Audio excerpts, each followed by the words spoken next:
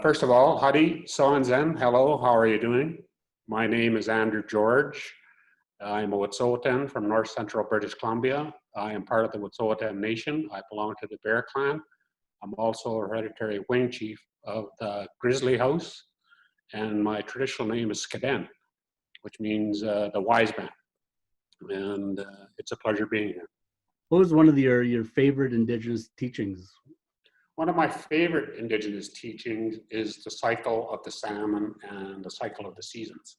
And I'm obviously from the west coast of Canada, and my teachings are based on the salmon people, which are the west coast people, which is basically a way of life of the west coast. We follow the cycle of the salmon. So I love telling that story, and which affects every season that we go through.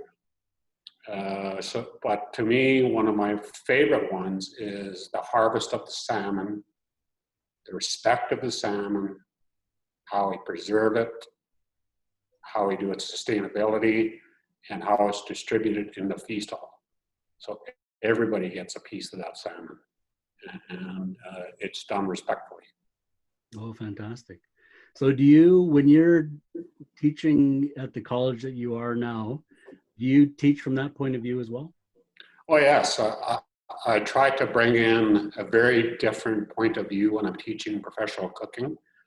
I've been one of the very few Indigenous chefs in Canada to pursue this.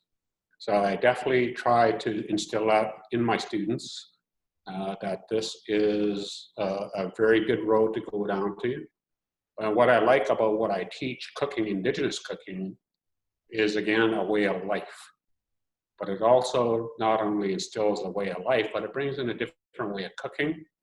It brings in a different attitude towards food and a different style of serving that food, which is a family style setting, which is brand new to the restaurant industry. And why I like that process is basically breaking bread, where people sit down at one table and the food comes out on platters and they discuss the platter, what's on that platter, where it came from. So it creates dialogue, much like how we did in the past. Traditionally is when new people came into our territories, we broke bread. And there's no better way to break bread than through food. Yeah, oh, absolutely. Yeah, I remember growing up as a kid, every single dinner was a family dinner. We would sit down all at once. So there were 6 of us in our family, immediate family anyhow, where we always sat down and we ate a meal together. Yes, and to me, when I look at it that way, I bring in the stories. As you know, when we go through teachings, our elders taught us through stories. And I tell a lot of stories, but I also connect it to the professional cook program. So that being done, we are currently working with the Industry Training Authority, introducing an Indigenous professional cook program here in the province of British Columbia that will focus in on the nations in British Columbia to instill their food history, some recipes, and to move towards a truly local regional course with each nation in British Columbia. Holy, that's amazing. That's absolutely incredible. Yes, I appreciate that. We did a pilot project with the Okanagan College and the Okanagan Nations, and they're moving into level 2 of Indigenous professional cook. We are introducing it into the Nicola Valley this coming September. We have the 50-week program. It starts in September and rolls through to next July. And the difference between a regular professional cook program and Indigenous is the style of teaching.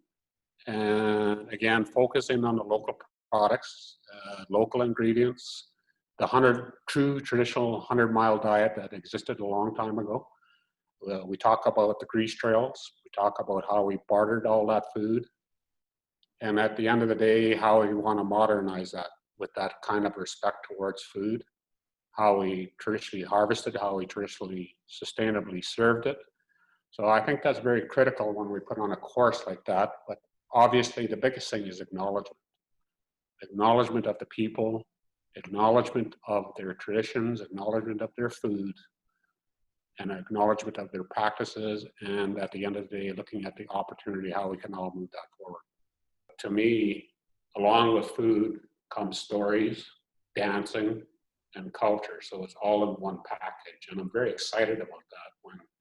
When we talk about food, it encompasses everything that we do as an Indigenous person, right from the harvest to the production, to the cooking, to the feeding, to the ceremonies, to the celebrations. And it's an amazing, amazing experience. Over your lifetime from working in camps as a kid, you authored a book. Yes, it started at the 1992 World Culinary Olympics, and it's called Feast for All Seasons. It was an introductory to the world on Indigenous food, and when they asked about that book, it was about the stories of the Wet'suwet'en and the foods that we cooked at European contact. Since then, we've upgraded that particular book at the 2010 Olympics and came out with Feast of All Seasons, which modernized those recipes from the first book. And in 2013, we took it a step further and came out with another book called Modern Native Feasts, which now takes us into the realm of fusion cooking, having a look at Indigenous products and moving forward into modern plates, modern way of presenting it, and modern way of feeding people. My vision of success is how a person changes, how a person, how would you put it?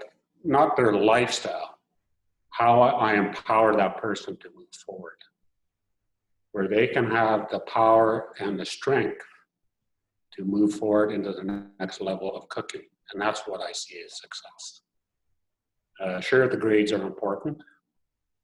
Sure, style is important, but to me, self-improvement is a big thing in what we do. Because once you instill that confidence, that person will fly. Mm. So I think when we look at that, and again, when you look at cooking in the trades, sometimes we focus in too much on the red seal. Not everybody wants to be a red seal. If you look at the Indigenous world, they're very comfortable in their own territories. Some may only want a level 2 to have that ability to go work in a camp or work in a lodge or something like that. So we have to look at that and how we teach and how we promote the red seal. But that being said, the red seal is very important. But to me, more important to the red seal is that skilled workforce that makes that red seal look good. To me, that's where a lot of our people belong. And I think a lot of them will move towards a red seal once they get that. And I think overall, they have to realize the opportunity you get through a red seal. It's a life changer. Once you get a red seal, your confidence goes through the roof. And when you go through that avenue, there's no better way to promote your culture than through food. And that's what the red seal has done for me. And my message to everybody out there is a continuous education in both worlds. Our traditional education and a Western education where they both meet to promote and to build stronger communities. What I like about it, what we do here at NBIT, is we just don't train cooks. We train human beings. And we make a better person.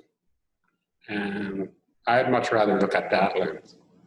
And how do I improve that person rather than how can I make them a good cook?